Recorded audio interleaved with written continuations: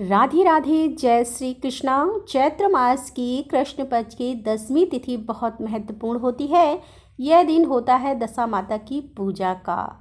दशा माता जिनकी पूजा करने से दुख और दुर्भाग्य दूर होता है, दीन दशा बदल जाती है। और भक्तों की और अगर श्रद्धा भाव से दशा माता की पूजा करते हैं, व्रत करते हैं और व्रत की कथा सुनते हैं, सुहागिन महिलाएं इस व्रत को धारण करती हैं अपने परिवार की दरिद्रता और दुख को दूर करने के लिए, घर में सुख समृद्धि की प्राप्ति के लिए और घर की परिवार की आर्थिक स्थिति को मजबूत बनाने के लिए विधि विधान से व्रत करती हैं, श्रद्धा भाव से माता की आराधना करती हैं, पूजा करती हैं और व्रत की कथा सुनती हैं और माता से अपने जीवन को सुखमय बनाने के लिए कामना करती हैं। ऐसा कहा जाता है कि पुराणों में इस प्रकार की मान्यता है कि जो भी व्यक्ति इस व्रत को धारण करते हैं उन्हें बड़े से बड़े संकटों से उबार लेती है दशा माता और उनके जीवन में सुख, सौभाग्य और समृद्धि प्रदान करती है। तो आज की वीडियो में आप जानेंगे कि दशा माता का व्रत साल 2026 में कब है, दशा माता व्रत की पूजा विधि क्या है, पूजा का शुभ मुहूर्त क्या है और व्रत में हमें क्या खाना चाहिए, क्या नहीं खाना चाहिए और जो भक्त दशा माता का व्रत करते हैं उन्हें व्रत का पारण कब और कैसे करना चाहिए। तो दशा माता की व्रत से संबंधित संपूर्ण जानकारी आपको आज की वीडियो में शेयर करूंगी। वीडियो बहुत महत्वपूर्ण है, पूरा जरूर देखिए। चैत्र मास की कृष्ण पक्ष की 10वीं तिथि कब प्रारंभ हो रही है, कब समाप्त हो रही है और दशा माता का व्रत हमें किस दिन धारण करना है। देखिए, 10वीं तिथि का प्रारंभ हो रहा है 13 मार्च 2026 यानी कि शुक्रवार को सुबह 6:29 पर और 10वीं तिथि का समापन होगा 14 मार्च को सुबह 8:11 पर।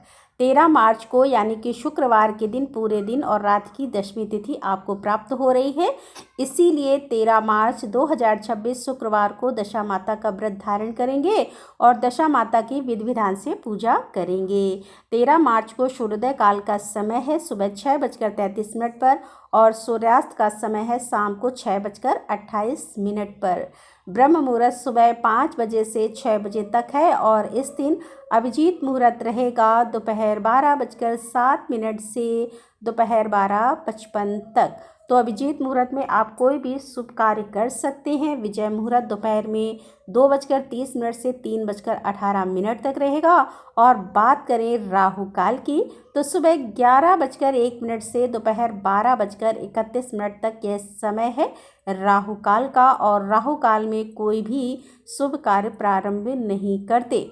लेकिन अगर आप पहले से प्रारंभ कर चुके हैं तो उस कार्य को आप आगे भी कर सकते हैं। और अब जानते हैं कि दशा माता का व्रत अगर आप धारण कर रहे हैं तो व्रत के नियम क्या होंगे और पूजा विधि क्या होगी। तो दशा माता की पूजा आपको करनी है तो प्रातःकाल सबसे पहले उठना है, जल्दी उठना है। नित्य कर्मों से निर्वृत्त होकर स्नान कर लीजिए, साफ स्वच्छ वस्त्र धारण कर लीजिए और संकल्प लीजिए कि आज आप दशा माता का व्रत धारण करेंगे और पूजा करेंगे। अब वैसे तो दशा माता की जो पूजा होती है वह किसी पीपल के वृक्ष के पास होती है, लेकिन मान लीजिए कि आपके घर के आसपास कोई पीपल का वृक्ष ना हो तो ऐसे में आपको घर का जो मंदिर है उसमें भी पूजा कर सकते हैं या फिर अलग से चौकी लगाकर भी पूजा कर सकते हैं।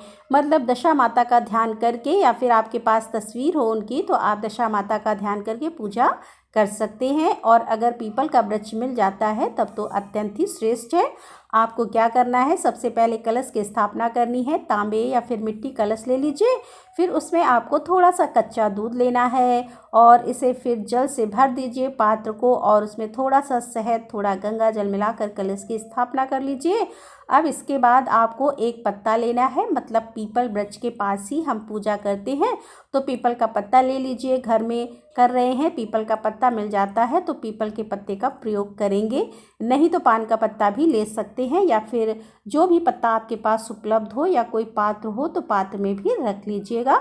जैसी उपलब्धता हो उसके अनुसार हम पूजा करते हैं। और जो कच्चा सूत हम लेते हैं 10 तार का होता है। जैसा कि दशा माता का व्रत है तो 10 तार का डोरा होता है, उसमें 10 गठान लगाई जाती हैं और पीपल की पूजा के साथ ही इस डोरे की पूजा भी हम करते हैं। धूप दीप दिखाकर पंचोपचार विधि से एक चीज़ का आपको ध्यान रखना है कि अगर आप घर में पूजा करते हैं तो फिर कलश की स्थापना करेंगे, जो मैंने आपको बताया है। पहले पात्र में जो जल है उसे आप घर के मंदिर में स्थापित कर सकते हैं, या फिर चौकी लगाकर पूजा कर रहे हैं तो वहाँ पर स्थापित कर सकते हैं। लेकिन अगर आप पीपल के वृक्ष के पास पूजा करते हैं तो वह जल हम स्थापित नहीं करते हैं, मतलब कलश की स्थापना नहीं करते हैं। वह जल सबसे पहले पीपल के वृक्ष की जड़ में अर्पित किया जाता है, फिर धूप दीप जलाकर हम पूजा करते हैं और इसके बाद पीपल के वृक्ष की 3 बार परिक्रमा करते हैं। और परिक्रमा करते समय पीपल के वृक्ष में कच्चे धागे यानी कि सूत के धागे को लपेटते हुए प्रार्थना किया जाता है। फिर वहीं बैठकर आपको हाथ में थोड़ा सा पुष्प लेना है, थोड़ा अक्षत लेना है और बैठकर कथा का श्रवण कर लीजिए। परिवार की सुख समृद्धि के लिए, जीवन में सफलता के लिए और अपने कष्टों के निवारण के लिए प्रार्थना कर लीजिए।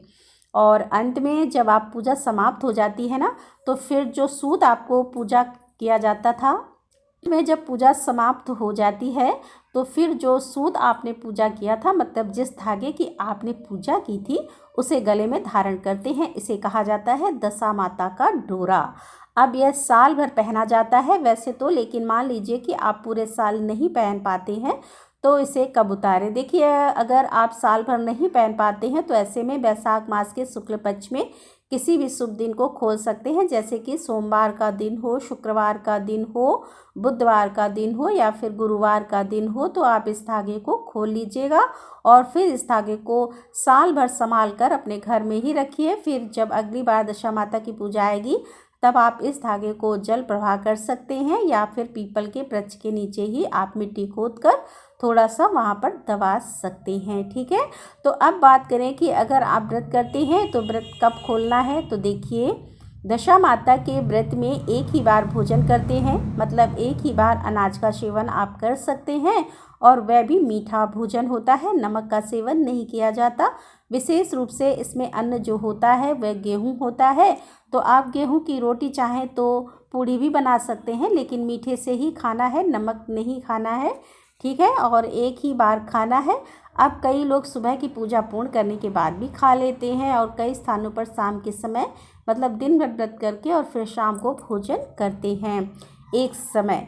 ठीक है, तो एक ही बार भोजन करना है, चाहे आप दिन में खाएं या फिर रात में खाएं, और बाकी के समय फलाहार कर सकते हैं।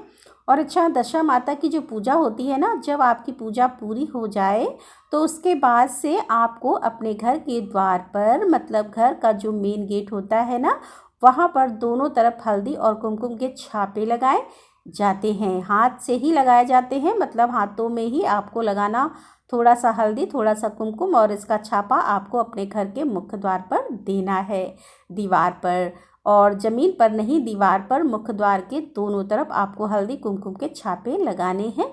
ऐसा कहा जाता है कि दशा माता सदैव आपके घर की रक्षा करती है और घर में किसी भी प्रकार की नकारात्मक ऊर्जा आपके घर में प्रवेश नहीं करती। दशा माता का व्रत करने से घर की दरिद्रता दूर होती है, और जिन घरों की आर्थिक स्थिति अच्छी नहीं होती उन्हें यह व्रत कम से कम 3 साल तो ज़रूर करना चाहिए।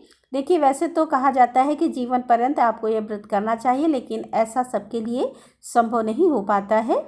तो ऐसे में कम से कम 3 साल इस व्रत को जरूर करना चाहिए। इस व्रत के प्रभाव से घर में लक्ष्मी का आगमन होता है, शांति बनी रहती है और घर के सदस्य रोग मुक्त रहते हैं, मतलब रोगों से, बीमारियों से आपको मुक्ति मिलती है। दशा माता का आपने व्रत किया है तो एक चीज़ का आपको ध्यान रखना है, किसी को भी पैसा उधार नहीं देना है और ना ही किसी से पैसा उधार लेना है। घर में लहसुन, प्याज, मांस, मदिरा का प्रयोग नहीं करना है। घर में वाद विवाद ना हो, कलह कलेश ना हो, इस बात से आपको बचना है। किसी की निंदा, किसी की चुगली और किसी को भी कटु शब्द, अपशब्द नहीं कहना है। क्रोध तो भूल से भी नहीं करना है।